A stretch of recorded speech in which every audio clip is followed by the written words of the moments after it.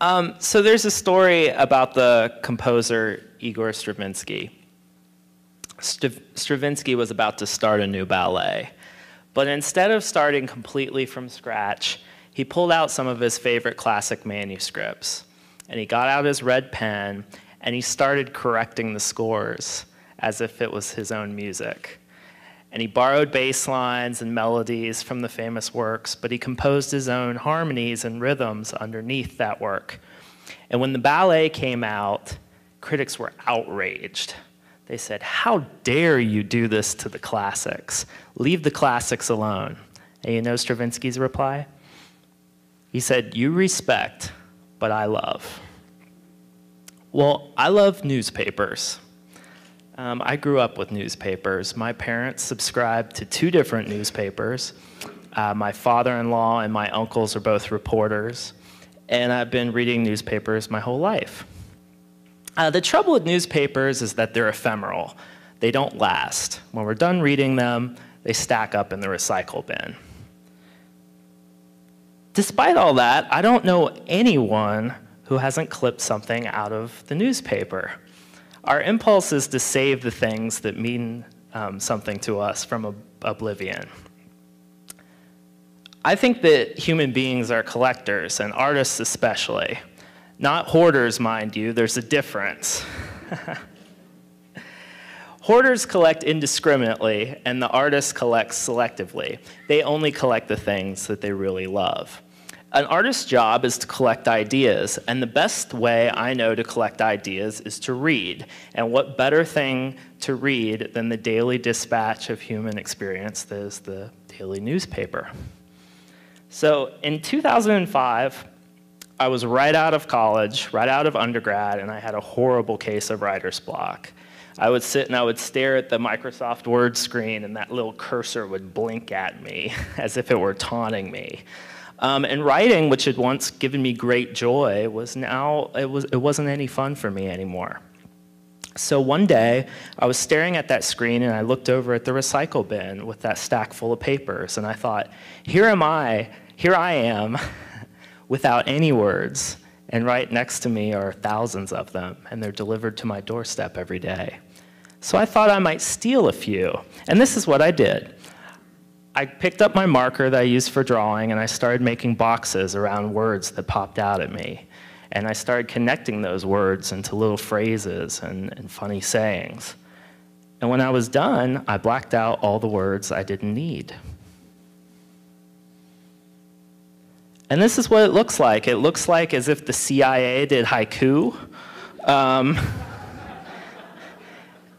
And I really wasn't sure what I was doing. All I knew was that it felt really good to watch some of those words disappear under that marker line.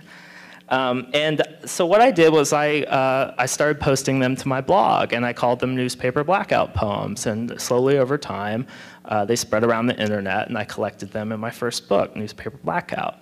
Now, I thought I was ripping off the government.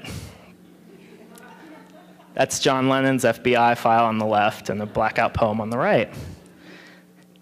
But over time, I started getting all kinds of emails and tweets and other comments that my work was completely unoriginal. And the artist that people pointed to the most was this brilliant British artist named Tom Phillips. Back in the 60s, Tom Phillips walked into a bookstore, and he picked up the first Victorian novel he found, and he went home, and he started drawing and painting over the pages. And if you can see, he left words, much like I do, he left words floating in his art pieces. And he's done this for 40 years. His project's called a humument, and you can look it up, but it's been a lifelong project for him.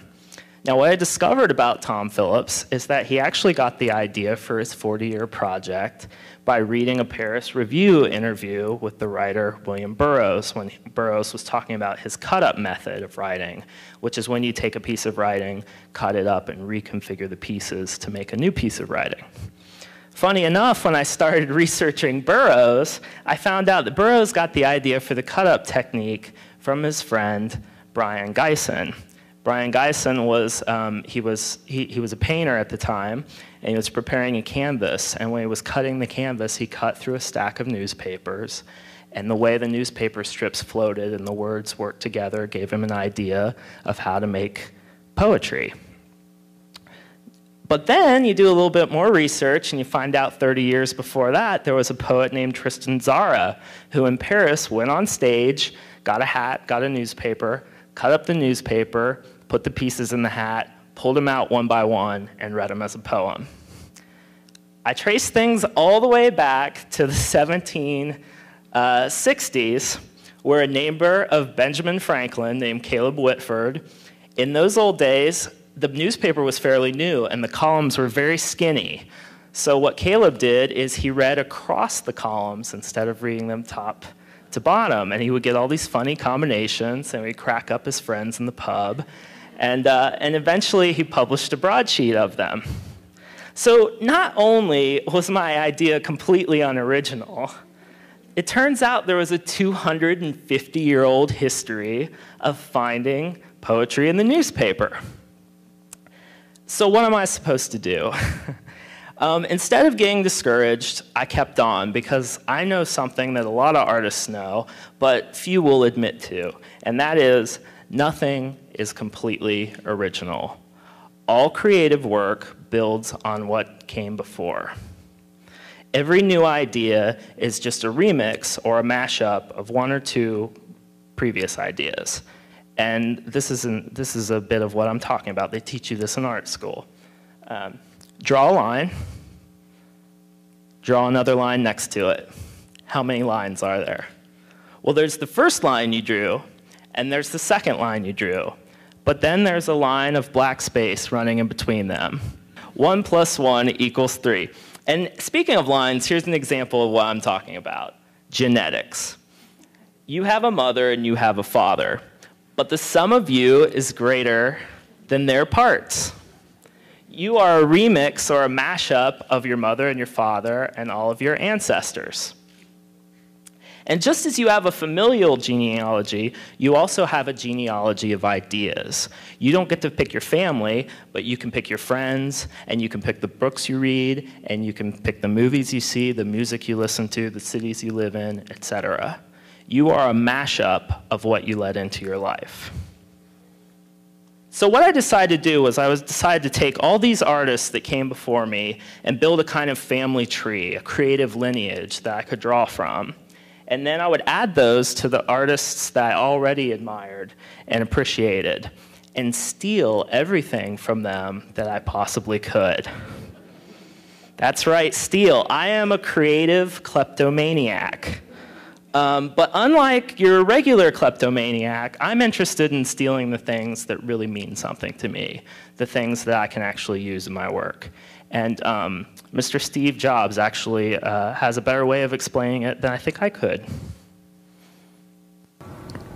It comes down to trying to expose yourself to the best things that humans have done, and then try to bring those things in to what you're doing. I mean, Picasso had a saying, he said, good artists copy, great artists steal. And we have, always been shameless about stealing great ideas. Picasso, he said it, art is theft. One time a writer asked the musician David Bowie if he thought he was original. He said, no, I'm more like a tasteful thief.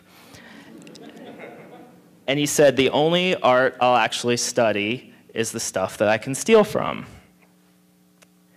How does an artist look at the world? Well, first, she asks herself what's worth stealing, and second, she moves on to the next thing. That's about all there is to it. When you look at the world this way, there is no longer good art and bad art. There's just art worth stealing and art that isn't.